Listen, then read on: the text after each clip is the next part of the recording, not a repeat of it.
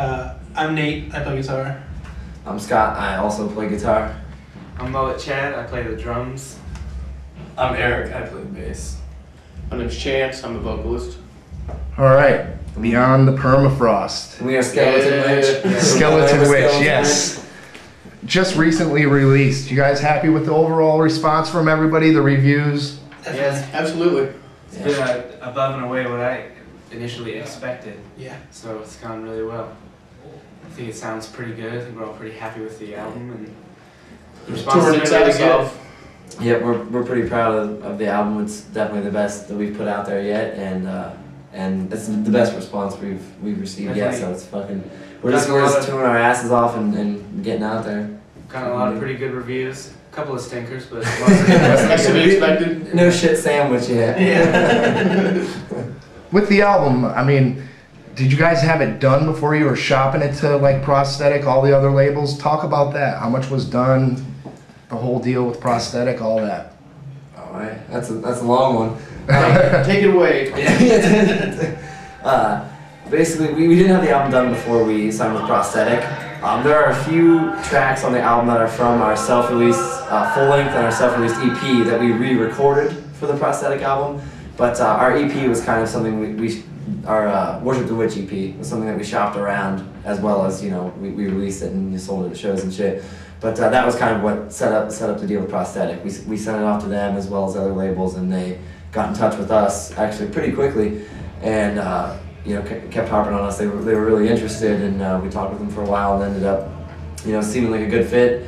So after we signed with them, then we you know, recorded the rest of the material that basically nothing was recorded that's on Beyond the Permafrost. And that's on that album before we signed. We went in the studio and did the whole thing. We recorded it for Prosthetic. Yeah, we did a couple of old songs, and then the rest of it's new, and we did the whole thing, you know, after we signed with them and stuff. So.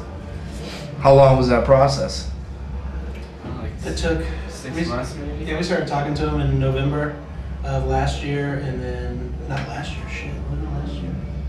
I don't know. We lived in Cleveland, so. Well, it wasn't this past November, it was like November 2006. 2 Novembers ago we started actually talking to him. And then we recorded the album in like May, I think, or June. We recorded June 10th.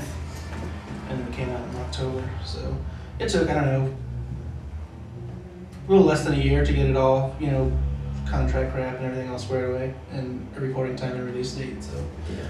a little less than a year. It moved pretty fast, really, I think. Yeah, we recorded in Richmond, Virginia with Corey Smoot. He's Flatus Maximus in Guar. He's become a good buddy of ours, and we stayed in Richmond for 10 days. We stayed in fucking Pocahontas State Park. We camped out every night while we recorded, so it was either we were fucking in the woods drinking beer around a fire, or in the studio for 10 days non-stop. And all that for being too loud. Yeah. It's like all I hear is F words and S words. There's families around here, guys. They're all behind us. Yeah, that's the Beyond the Permafrost is the product of that. 10 days in the woods and in Corey Smoot's studio in Richmond. It turned out real well. Nice. 3 songs that best define the record. Oh. Upon Wings of Black, Limb from Limb, and Sacrifice for the Slaughter Gun.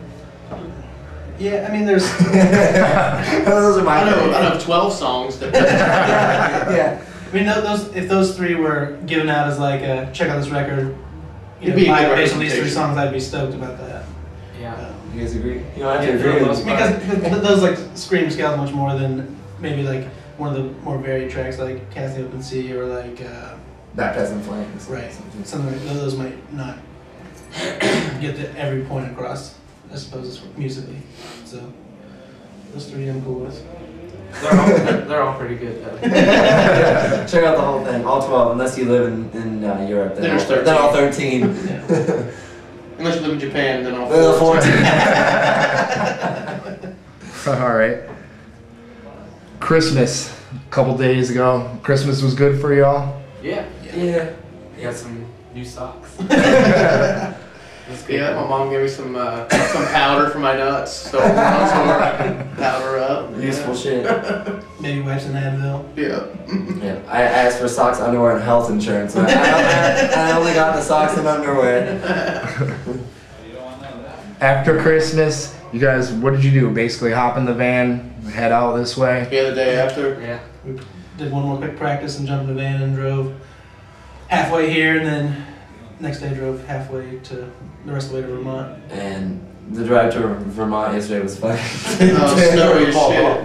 It was our first time to Vermont, and I'd heard it, you know, people ski there and everything, but man, yeah, they do. The weather channel was wrong. It's super snowy. Nate drives every mile of every tour, so he's fucking, you know, he did, 6 or 7 hours the night before, and then we had about 5 or 6 left, and we thought we only had 5 or 6 Turned left. into It 8. turned into like 8, driving on like a county 2-lane fucking road with, you know, snow all over the place, and so it was a little fucked up for a minute. We weren't sure if we were gonna make it here, but here we are, so. Still alive. Still alive, so fuck it. You guys are getting ready to gear up for the Red Cord, Job for a Cowboy tour. Yep. Mm-hmm. Looking forward to that. Absolutely. Yeah, definitely. I wish it didn't start in California. See how we live in Ohio. But Maybe we'll find something to do on the way out there, I hope, but. see the biggest ball of string or something. yeah, exactly. We met the dudes from Red Cord at the Celebritant Ball, and Yeah, we played when we were on tour with Municipal Waste.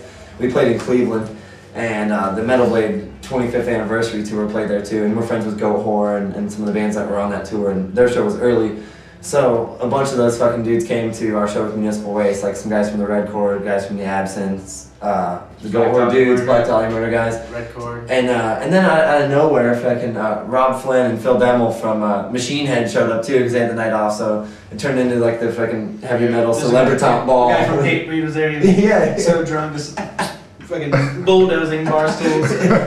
Trevor from Black Dahlia Murder threw up on the bar.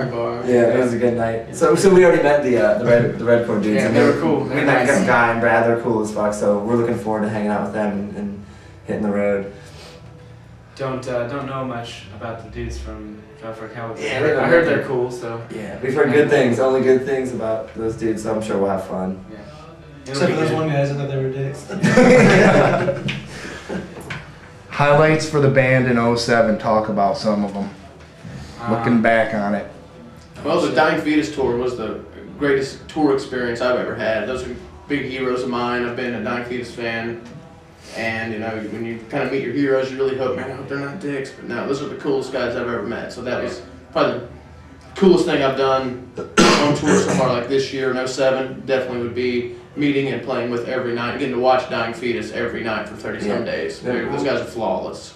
When we started Skeleton Witch, and it started with Nate, and he was, you know, piecing the band together when I first met him, and we started playing guitar together, this motherfucker lived in a Dying Fetus hoodie. All constantly wearing it, you know, so 3 or 4 years ago. I got barbecue sauce and vomit on it on my And it's pretty awesome that, you know, 3 or 4 years later, we're fucking playing, you know, with Dying Fetus. Like, this is a kind of a lame thing, but when we were the second last night of the tour, they were sound checking, and Sean Beasley, their bass player and one of the vocalists was sound checking around. He's like, I gotta get one of those fucking Skeleton Witch shirts. And he put it on and, you know, played the set, and I was like, Nate, did you ever fucking think that 4 years ago the fucking Dying Fetus would be wearing Skeleton Witch t-shirts and we'd be hanging out with them? So that was a pretty big honor for us. It's little things, but those little things mean a lot. Yeah, So- like meeting Pete Sando. On the same That was a tour, highlight. yeah, it was- That was fucking yeah. cool. Yeah, he's a crazy person. Yeah, he's sweet. He was a lot of fun to hang out with. I was a big fan of him since I was a little guy, and now even more so. And so much has Little changed. guy. Yeah, I'm a bigger little guy. I'm a bigger little guy. This highlights for me, Pro 7 is like little things like, you know, magazine articles and having like a more, now that we've kind of come into our own as a purely professional band, it's all we do. Just going to it. It's kind of cool to like have like our merch line and have like, magazines. I think it's cool to have I just think it's funny you said merch line. our merch setup and just all that, you know, all those things that The exposure is really It's basically to take it to another level. take it to another level, yeah. And being on the Revolver's top 20 albums of 2007, I thought was pretty awesome. Oh, yeah. Tying with Typo Negative. Decibel was, Yeah. number 41 was pretty big for me. I was definitely Your Playboy spread is next, dude, just like Pete Steele. I was Yeah. Or your Playgirl spread, right? getting drunk and bragging to people.